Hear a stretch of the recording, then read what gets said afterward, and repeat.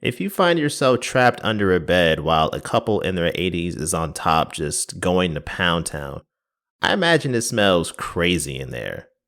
It's probably an intermingling of like ass, mothballs, and Bengay. And you just gotta sit there and just take it. That's crazy. I'm Brandon O. This is Terrorific, and we're chopping up 2022's X.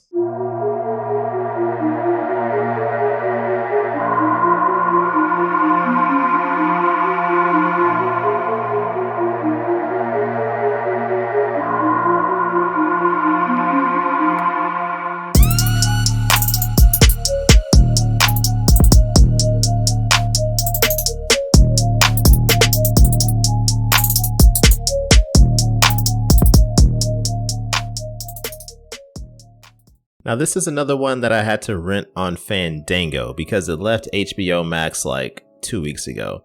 And I remember like a couple of days before it was slated to leave, I was like, man, should I watch this? But I ended up watching Final Destination Bloodlines instead. And if you follow me on social media, you probably know how I feel about that film. It was ass. But on the bright side, I learned my lesson from my midsummer snafu, and I got the HDX version out the gate, so I did not have to pay for 2 rentals. So yay for progress. Now let's start the deconstruction of X. Now the film takes place in 1979 in my home state, the land of the Lone Star. Now Texas may have its problems, don't get me wrong, specifically with a certain man who sits down in Austin, no pun intended, but I still take pride in where I come from. So it's always cool to see movies take place in Texas. The plot centers on 5 people who travel from Houston to a farm in a rural area elsewhere in Texas, and these people have aspirations to shoot the greatest porno ever made. Our characters are Wayne, who is going to serve as the porno's producer, Maxine and Bobby Lynn, who are the female talent, Jackson, who is the male talent, RJ will be serving as the director, and Lorraine is the sound tech helping RJ out because she is his girlfriend, but she is pretty uncomfortable about the whole porn aspect of things. The opening scene of X starts to give us a little bit of an idea of what the primary motivations of certain characters are going to be. So we open with Maxine sitting in a strip club dressing room doing a line of that Snow White. And Wayne comes in and tells her, "You're special. Ain't nobody else like you," and they make out and shit. And she sits there, looks in the mirror and tells herself, "You're a fucking sex symbol." And this establishes that Maxine has a certain determination to make it big. Keep in mind, again, this is the 70s. Widely considered to be the golden age of the adult film industry because earlier in the decade, around 1972, a certain infamous film titled Deep Throat was released and catapulted its star Linda Lovelace into fame. She became a household name. Now the budget of Deep Throat was about $47,000 and it went on to gross somewhere between 30 and 50 million. That's a lot of money to be made for doing things that people do for free, albeit with less cameras and eyeballs on it. But anyway, the gang hits the road in a van with the words "plowing service" painted on the side. You gotta love just they really own the vibe, you know what I mean? And along the way they stop at a gas station, and Maxine's prior determination to make it big now comes across almost like desperation as she and Wayne are inside the convenience store looking for snacks and cigarettes. She tells Wayne, "I need to be famous. I'm sick and tired of never getting what I want." She really feels like she was born to be a star. And while Wayne and Maxine are inside, the rest of the crew are still out by the gas pumps filling up the car. And we start to get a feel of RJ's kind of approach to this whole endeavor. He really aspires to be like the next great filmmaker. And so he's trying to catch all these cool angles, shoot it like all avant-garde style and like gritty. But then he's quickly reminded that this is a porno because he's filming Jackson filling up the gas tank, and Bobby Lynn kindly suggests that if he were to start with the camera down at the ground and pan up, it would look like Jackson was using his dick to fill up the gas tank. And she was not wrong. But the gang gets back on the road, and on the way they pass a slowdown where there's been an accident. An 18-wheeler has hit and killed a cow, and its guts are spilled everywhere. And when Maxine sees this, she nearly throws up and complains that she hates blood and guts. Now I'm going to put a little mark here to return to later to mention how this kind of ties into the events at the end of the film. But they keep going and they arrive at the farm, and there's a main house, a guest house, and a barn. Wayne parks the van, gets out, and goes up to the front door of the main house, and we're introduced to Howard for the first time. And he says hi by pointing a shotgun at Wayne before eventually being talked down. Now personally, if someone were to point a gun at me, even just one time, I don't think I would stick around and give them the chance to ever do so again. But Wayne shares that same desperation and almost hunger for fame and success that Maxine has. That's probably why he refers to her as his future fiancée. And side note, I wish there was an available data set somewhere on the number of dudes in long-term relationships who started using that phrase after this film was released. Like, I imagine that graph had quite the spike, like, oh yeah, I know we've been dating for nine years, girl, but don't worry, you are my future fiance. And someone probably ate that shit up like, man, if I just hang on a little while longer, I'll get that ring. But I digress. The gang gets to work shooting their revolutionary film titled The Farmer's Daughters.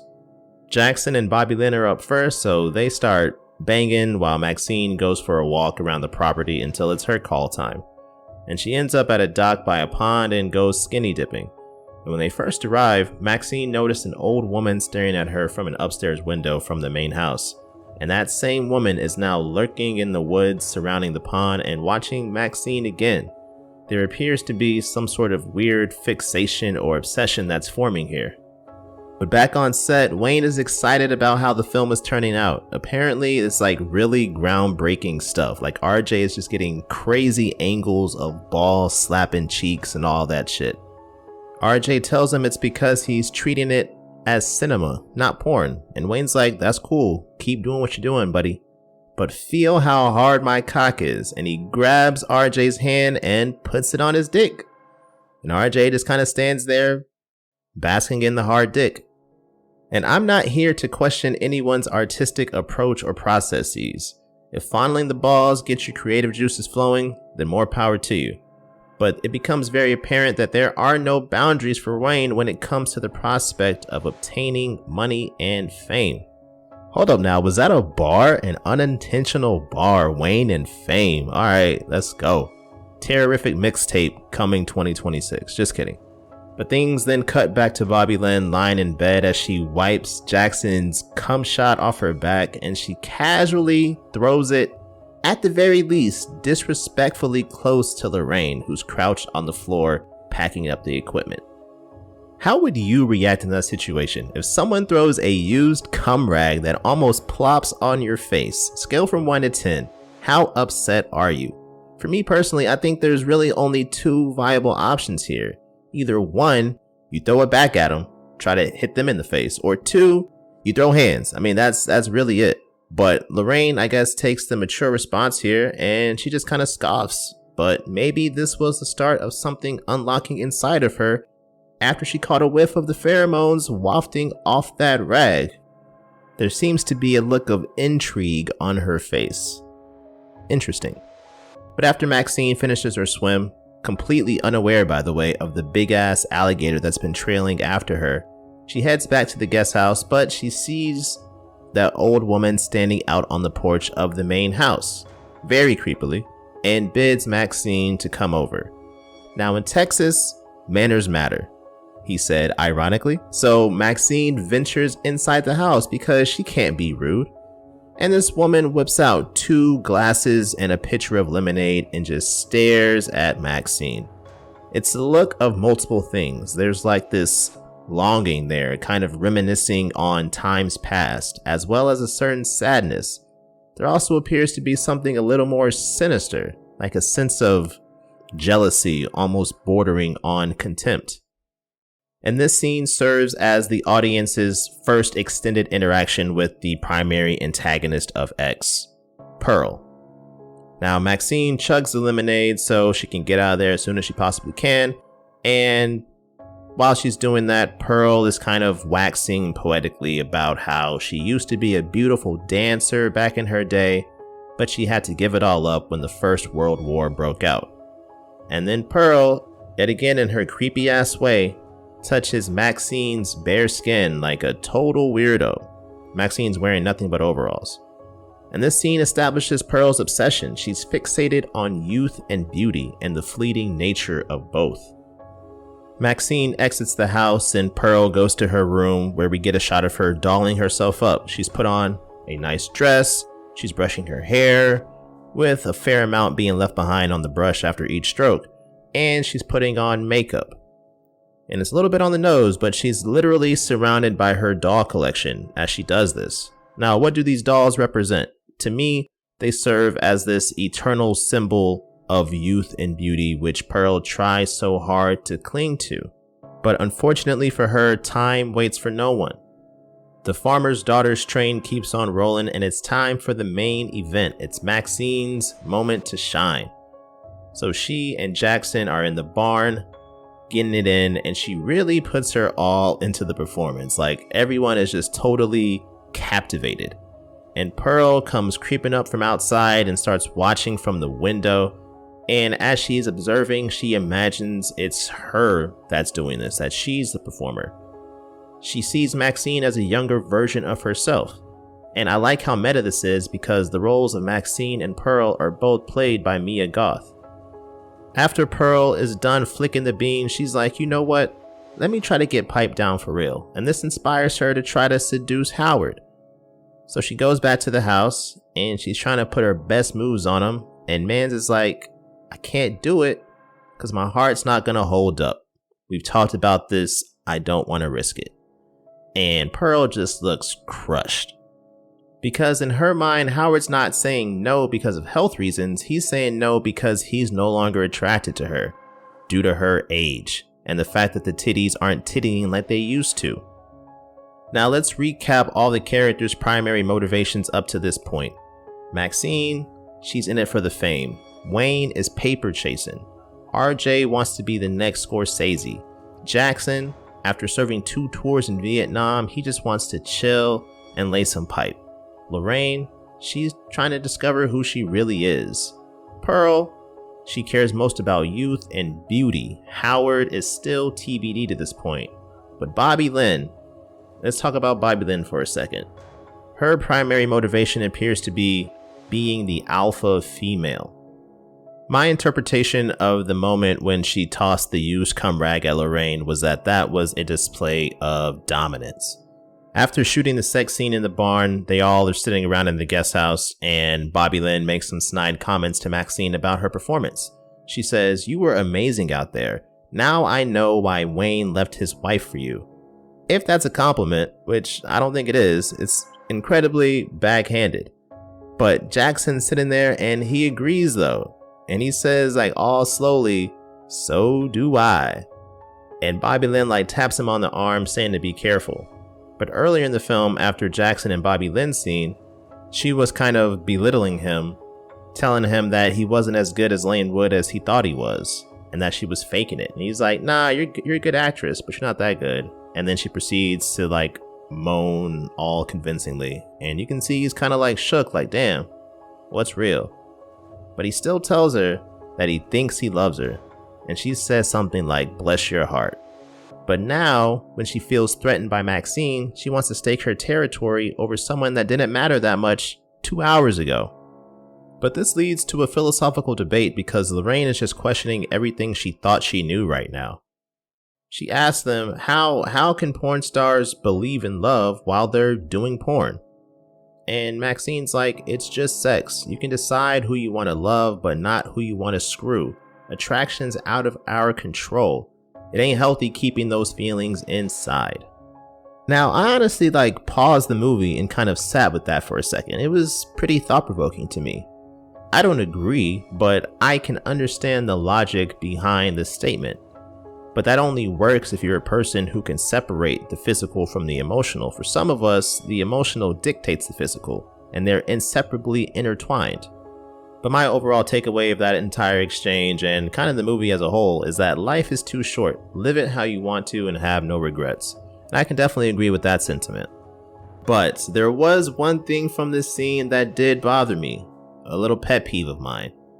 After they have their debate, there's like a lull in the conversation and a jam session takes place with Bobby Lynn singing while Jackson plays the guitar.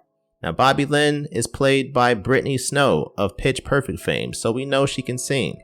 And Jackson is played by renowned musician Kid Cudi. We know you're musically gifted, bro. Like, we don't need to see it in this movie too. That's like if Tom Brady was playing a gangster in some crime drama and suddenly picked up a football. Like, we know who you are. But I guess this jam session gave Lorraine enough time to really figure things out, because she decides and announces to everyone that she wants to do a scene in the movie. And everyone just kind of like stops and stares in disbelief. And RJ, who's sitting next to her, just like scoffs and is like, what? No. Like, everyone is just like stunned. And Lorraine's asking RJ like, well, why not? And he makes up like some lame excuses for why she can't do it. And she just pokes holes in all of his logic. She finishes him off by saying no one cares about his artistic vision. They just want to see ass and titties. And then she asks him when he became such a prude, which is a line that he used on her earlier in the film. Now, Wayne, being the wise 40-year-old amongst all these people in their early 20s, takes RJ outside to try to defuse the situation. And he explains to him that Lorraine's going to do whatever she wants to do. But if he tries to stop her, she's going to do it anyway and keep doing it with who knows how many more people. So RJ should just be supportive now, and worst case scenario, she gets it out of her system and she fully devotes herself to him. In best case, she gets famous and takes him along for the ride. But RJ is like, man, hell nah. Lorraine isn't like those other girls in there because she's a nice girl. And Wayne gets offended. And he tells RJ, I hate to be the one to break it to you, but none of the girls in there are nice. And RJ is just like shattered, bro. His whole world just comes crashing down around him. And Mans has to stand there and actually film his girlfriend bang somebody else. Honestly, that is an insane level of professionalism.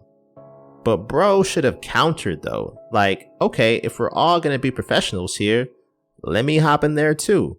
And he could have filmed it himself. He could have been the pioneer of POV porn. Missed opportunity, RJ. Chess, not checkers. But bro breaks down sobbing in the shower like he is cooked. But then he finds some resolve and is like, alright, I'm gonna get my lick back. And he tries to steal the keys and drive the van off, leaving everyone stranded. But he gets stopped because Pearl is standing in the middle of the road. And we finally get our first kill. RJ hops out the van to go check on Pearl, see what's going on here, and she tries to seduce him. And he's like, what the fuck? And he shoots her down. And she responds by stabbing him in the neck with a knife. And then once he falls to the ground, she stabs him a whole lot more, and it gets quite messy. We get this shot of Pearl being bathed in blood, and to me it seemed like a reference to Countess Elizabeth Bathory, the Hungarian noblewoman rumored to have killed hundreds of virgin girls and bathed in their blood to remain youthful. And this kind of further emphasizes Pearl's obsession with youth and beauty. But bro, can we talk about how dirty they did RJ? Like, Mans brings his girl to help him chase his dream, and within 12 hours, she becomes a porn star. And then he had to be the one to film her debut. What? And on top of all that, nobody even cared enough to ask how he was doing afterwards. They just like, bro, suck that shit up. And then finally, he's given a choice between either banging a random octogenarian in the middle of the night on a dirt road in a random farm in bumfuck Texas or die? Nah, son, that shit is crazy. Like, of course I agree that Lorraine, and any woman for that matter, has complete autonomy and freedom to do with their body whatever they choose to do. But can we at least get some consideration for your boy too? Like, can we compromise somewhere? Instead of him holding the camera and filming every single angle while you get stretched out by this BBC, maybe he can set the camera up on a tripod or on the nightstand or something. Just have that static angle so you can still do what you want to do, but he doesn't have to sit there and witness the money shot. That is crazy. But Lorraine wakes up in the night and realizes that RJ isn't in bed and decides that now is the appropriate time to begin to feel badly about things. And she ends up asking Wayne to help search for RJ. And they split up. Wayne heads to the barn and he steps on a nail while barefoot. Yikes. But while he's hobbling around, he notices this row of 3 holes in one of the walls, and there's like the light kind of shifting, so he knows someone is behind there. And for some reason, he decides to crouch down and put his face right up to these holes in the wall, and he catches a pitchfork to the eyes. Now, what popped to mind for me here was the irony that someone who envisioned himself getting rich off a skin flick metaphorically and physically loses his vision as both he and the dream die simultaneously. Meanwhile, Lorraine encounters Howard at the main house and he asks her for her help in locating Pearl. He sends her down to the basement to find a flashlight to use in their search, and he locks her in. Now, while she's exploring and looking for a way to get out, she finds a dead man down there, suspended by his wrist with his pants down around his ankles, seemingly tortured. Pretty awkward.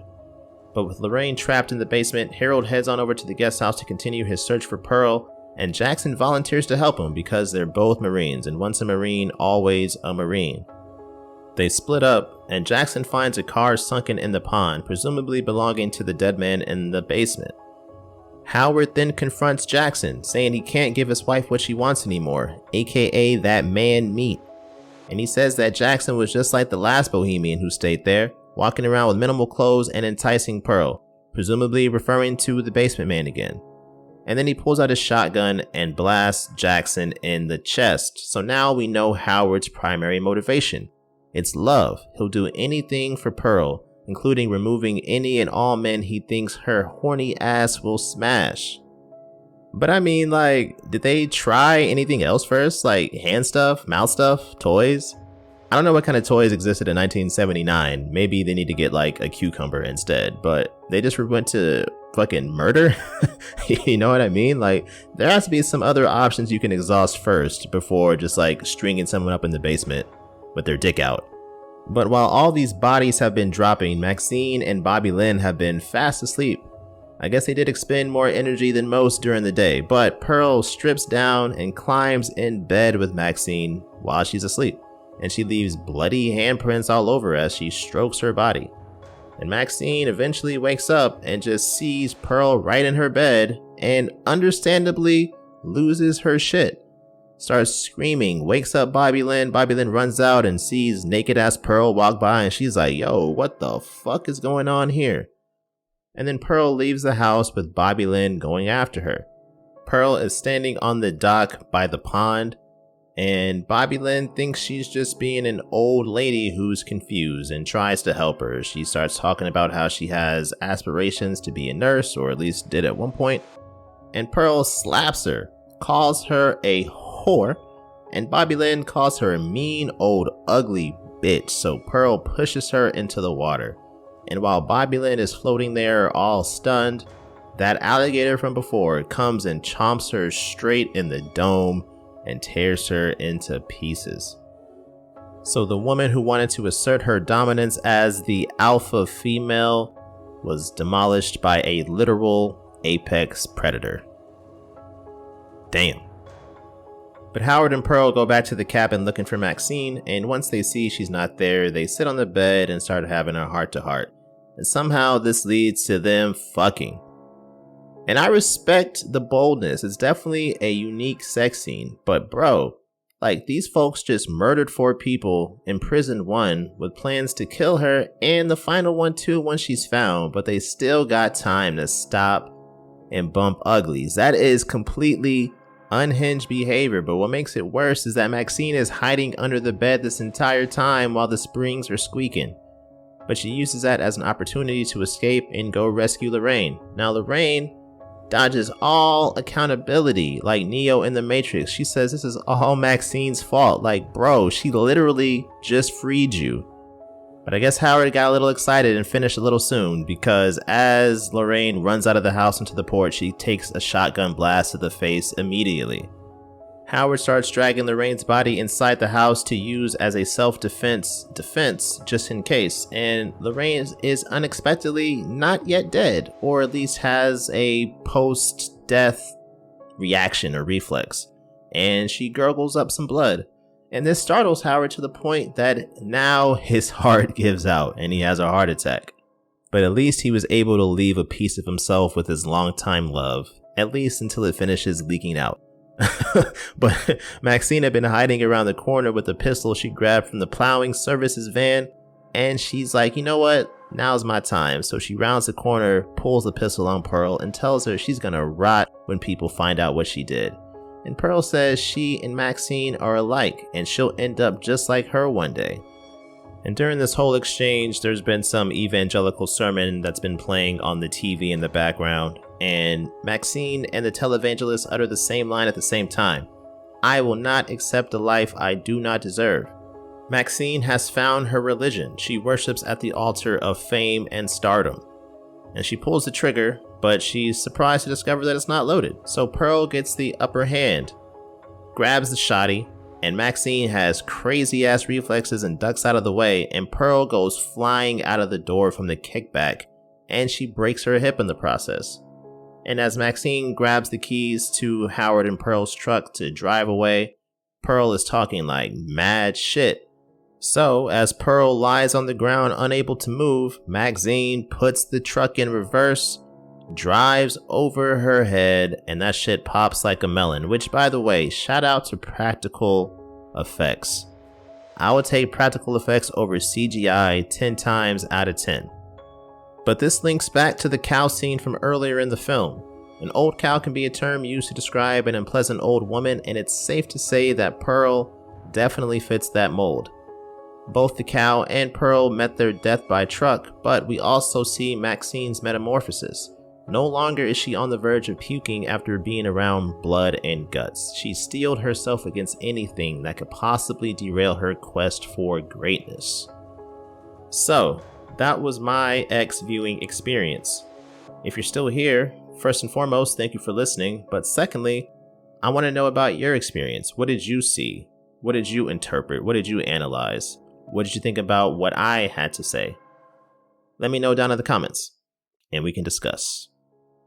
Don't forget to subscribe, like, rate, all that good stuff that helps the show continue to grow and gain exposure. I'm out of here. Next week will be the season 2 finale. But in the meantime, remember, always keep it spooky.